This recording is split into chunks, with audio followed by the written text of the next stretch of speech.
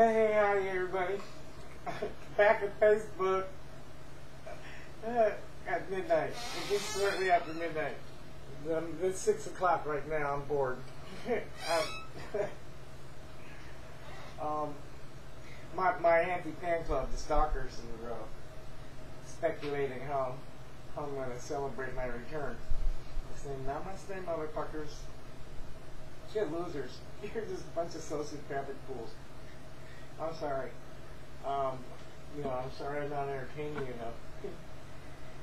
I'm too busy entertaining myself and the people that are enjoying my entertainment. Getting ready to go on a road trip. Talk about that in another video. I'm gonna read. I want to thank T.J. Johnson and a whole mess of other people who were like concerned, like, where's Tommy? Not like Tommy. In fact, T.J. was on it like in the first week. He's like, wait, what the fuck is going on here? It's nice to know you have friends, you imaginary ones. You better have a friend in the real world. You can say, hey, go post on my wall, please. If I wanted to, yes, I'm crazy. I'm happy to be crazy. I'm intersex. I'm weird. I'm not a man or a woman, and deal with it. I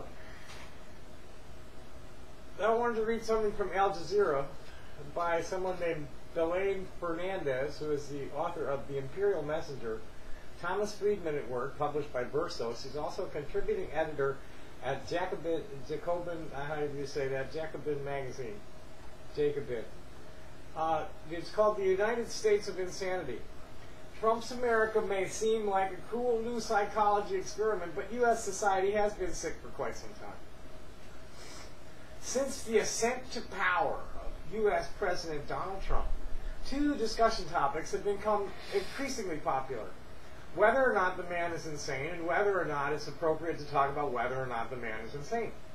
While many psychiatrists, mental health workers, and media figures have abided by the idea that it is unethical to publicly debate the head of state's mental soundness, others view the taboo as reckless. I don't see that as such a big deal. What the taboo that they've broken, and a lot of them have, is that you're not supposed to publicly comment on somebody's mental health if you haven't, examined them. In an interview with The Independent, for example, Yale University's Dr. Brandy Lee cited Trump's taunting of North Korea and spontaneous bombing of Syria as indications that his instability, unpredictability, and impulsivity point to dangerousness due to mental impairment. In February, the New York Times ran a letter to the editor signed by 35 mental health professionals concerned that Trump's words and behavior suggest a profound inability to empathize. Such traits, the authors note, cause people to distort reality to suit their psychological state, attacking facts and those who convey them. This diagnosis would appear to be pretty spot on, as anyone can tell from a quick glance at the president's Twitter account. But while Trump's unregulated comportment tends to endow him with an aura of singularly unhinged dangerousness, it's worth recalling that his presidential predecessors weren't exactly racking up any points in the empathy department. Barack Obama's secret kill list comes to mind, as do George W. Bush's gleeful escapades in Afghanistan and Iraq, Bill Clinton's bombing of the former Yugoslavia, George Herbert Walker Bush's barbaric invasion of Panama, and Manny Noriega just dropped dead the other day, rest his soul, and every other form of U.S.-backed slaughter and global plunder that have characterized imperial policy from the get-go. Call it bipartisan insanity, a pre-existing condition that constitutes one of the very foundations of the U.S. political establishment. It's a supersized symptom. Indeed, although many residents of Trump's America may fear themselves the subject of a cruel new psychology experiment, the fact is that U.S. society has been sick for quite some time, with Trump merely constituting the latest and supersized symptom of this psychological malaise. For starters, the unrelenting capitalism to which the U.S. is wedded is anything but conducive to collective mental stability, entailing as it does a vicious pursuit of profit at the expense of human well-being. Boy, just extrapolate that into privatized prisons. That's got to be the sickest aspect of American society today. The idea that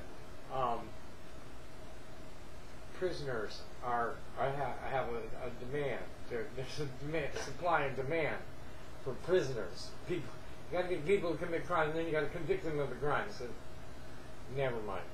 Tied up in the capitalist approach is the emphasis on individual success that inevitably erodes communal bonds, which of course further deteriorate in accordance with the ongoing technological onslaught.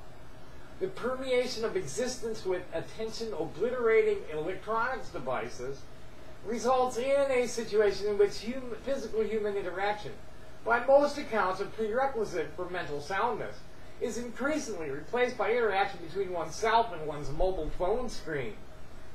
There's no time like the present to dismantle the enduring stigma attached to discussions of mental illness in order to more profoundly consider the current president in historico-psychological context.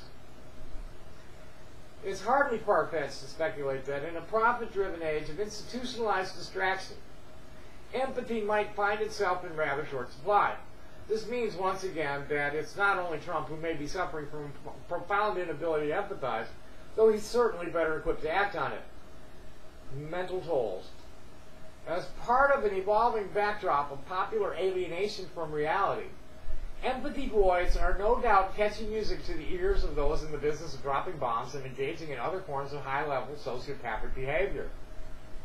For an example of the latter category, recall the time a certain prominent U.S. politician argued that the price of killing 500,000 Iraqi children via sanctions for achieving U.S. policy objectives was worth it. Hint, it wasn't Donald Trump. I think that might have been Barack Obama.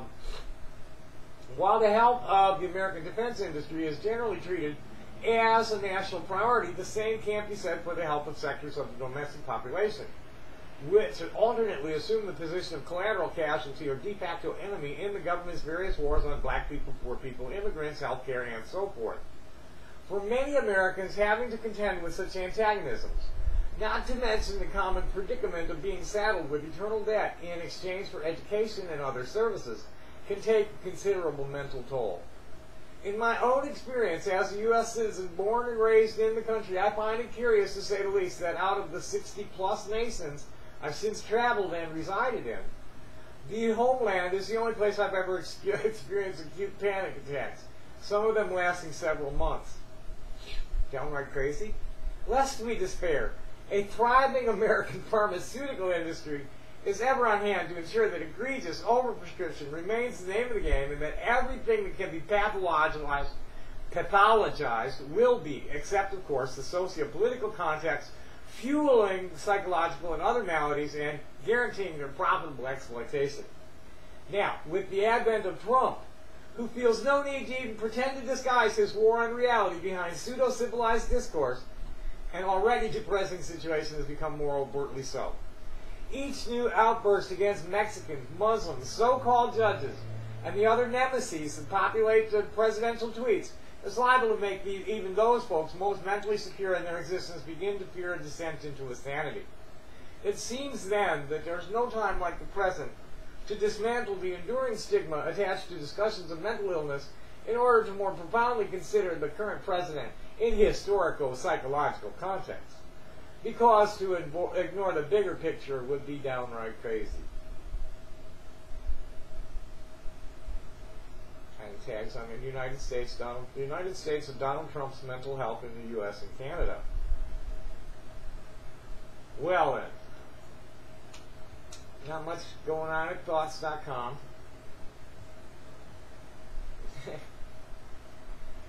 Bitches want me to rant. They want to make me angry. They've been trying to make me angry since I said, Strange thing happened though. I don't know if I recorded it or not. I forget. I might have. We got a call this morning from Israel, the AM Beast, that calls me, and he wants to send me a laptop that they have no use for anymore. Thing's probably going to be bugged. But that's okay. I'll take it to somebody who'll make sure before I I guess I got somebody to look at stuff like that for $40.